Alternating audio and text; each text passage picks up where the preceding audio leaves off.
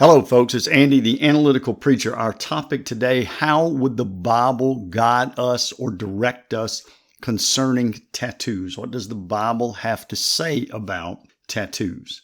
There's actually only one verse in the Bible that explicitly mentions tattoos or inking one's skin, say for decorative purposes. It's found in, and this is important to understand, it's found in the Old Testament, or what is called the Old Covenant portion of the Bible. Sometimes you'll hear it referred to as the Law of Moses. And it's actually the verses in Leviticus chapter 19. You'll find it in verse 28. I'm going to read verse 27 and 28. Leviticus literally just means the book of the law. So here's what it says. You shall not round off the hair on your temples or mar the edges of your beard. You shall not make any cuts on your body for the dead or tattoo yourself. I am the Lord. Here's why it's important to say that was captured in the Old Testament portion, or it was part of the Old Covenant law, because we do not live now under the Old Covenant law. We live in the New Covenant, which is the covenant of Christ. Sometimes it's referred to as the New Testament. I won't go into the biblical doctrine on this. Suffice it to say, if you go to the New Testament book, for example, of Hebrews, it says things like that the covenant that Jesus mediates is better. It's enacted on better promises because that first covenant, that old covenant, that law of Moses, because it was found with fault, that there was an occasion to look for the second, and that because Jesus is now the guarantor of a better covenant, that the old covenant, here 2,000 years ago when the book of Hebrews was written, the old covenant was in the process of passing away. So we do not live under the laws of Moses. Now, what you will find is that in the New Testament, many of the laws that Moses provided to the Israelite nation, many of those laws still apply. For example, 9 of the 10 original commandments, which are originally found in Exodus 20, 9 of the 10 are repeated in the New Testament. And so we are under obligation to obey those. But nowhere in the writings of Paul or Peter or James or John, nowhere in the preaching and teaching of Jesus or John the Baptist, is there a restriction against tattoos. So the quickest answer, if you're looking for a 4-minute podcast on what does a preacher say about tattoos and are they biblically allowable, the quickest answer is, in our modern age, living under the new covenant of Jesus Christ, what James calls the law of Christ, tattoos apparently are not restricted in any way. And so the Israelites were not allowed to ink their skin, but in modern day America, we would be allowed to ink our skin. Allow me a couple of more minutes here so that we can make sure we get the full biblical counsel on this topic. And I'm really not going to change the idea. I'm not going to really change that direct answer much, but I do want to add some nuance to it. There is a verse in the book of 2 Timothy. That's in the New Testament. It's part of this new covenant or the law of Christ. And in this letter, 2 Timothy, the book of the Bible, is a letter that the Apostle Paul wrote to a young preacher that he was mentoring named Timothy. And he reminds Timothy of this. I'm going to read 2 Timothy chapter 3, verse 16 and 17. All scripture, Paul says, is breathed out by God and profitable for teaching, for reproof, for correction, and for training in righteousness, that the man of God may be complete, equipped for every good work. When Paul wrote this, the scriptures he was primarily referring to were those old covenant scriptures. So even though Paul was in the process of writing the letters, writing the books of the Bible that would replace the old covenant, he still reminds this young preacher, Timothy, but everything God ever wrote for us ultimately is profitable for us, for equipping us as saints of God. So then we have to ask ourselves, how would that verse from Leviticus 19:28, how would that be profitable for us today? How was it useful to the Hebrew nation? How was it useful to the Israelites all those 3,500 years ago? And how might it impact or be profitable for us today? And really, the answer is this. The main point of that law in Leviticus 19 and many others in places like Leviticus and Deuteronomy was simply to say this. God was telling the Israelite nation, I have chosen you. I have rescued you from bondage. Now what I need you to do is go be my people. I need you to identify with me. I need you to stand out from the pagan and from the godless nations that are around you. So there are certain customs and cultural habits. There's certain cutting their bodies for the dead and tattooing certain emblems and symbols on themselves. And I do not want my people to do that. So God provided clothing restrictions, food restrictions, and other things so that his people stood out, so that they were identified as being part of God's people and not part of this nation or that nation. So I think it would become pretty clear to us how that sort of a rule might apply to us today, how we might make that profitable in our day. First and foremost, we need to be finding our identity if we are Christians. We need to find our identity in God, and we need to make sure that others see that our identity is in God. So one logical way we might be able to play this out, let's say that you've seen a Nazi swastika, and for some odd reason, you think it's a cool looking symbol. I would say as a minister, though it may be perfectly legal and allowable biblically for you to get a tattoo, please do not get a swastika tattooed on you, because then when people see that, they're going to immediately go, this person is associating themselves with this failed political ideology.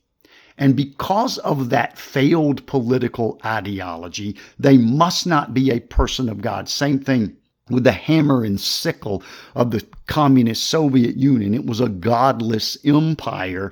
If you've got a Nazi swastika, if you've got a hammer and sickle tattooed on you, you are really telling the world, I am trying to outwardly identify, again, in these cases, with a failed political ideology, as opposed to saying I identify with God. I think we have to be careful with certain hateful or prejudicial emblems or certain religious, false religious emblems. Tattoos may be allowable, but we wouldn't want to use a tattoo to identify ourselves with something like that. And if you will allow me, give me just a couple of more preacher comments here. It's always fun talking to or listening to a preacher, isn't it? I guess there's a reason people say sometimes we're kind of killjoys. I really don't want to be a killjoy, but I do think there's a couple of important points related to that. You know, I've had, at this point in my life, probably thousands of conversations with millennial and with Gen Zers, with high school and college young adults and newly married young professionals, etc. And one of the things that seems to come up in these conversations over and over again is this idea that they feel a pretty strict code around them, a pretty strict social or cultural code, to be honest, around what is allowed. What are they allowed to think or express on a lot of political or social or moral topics? Some of the young adults are okay with it because they basically trend with society on these topics. And so the lack of free expression isn't as confining to them.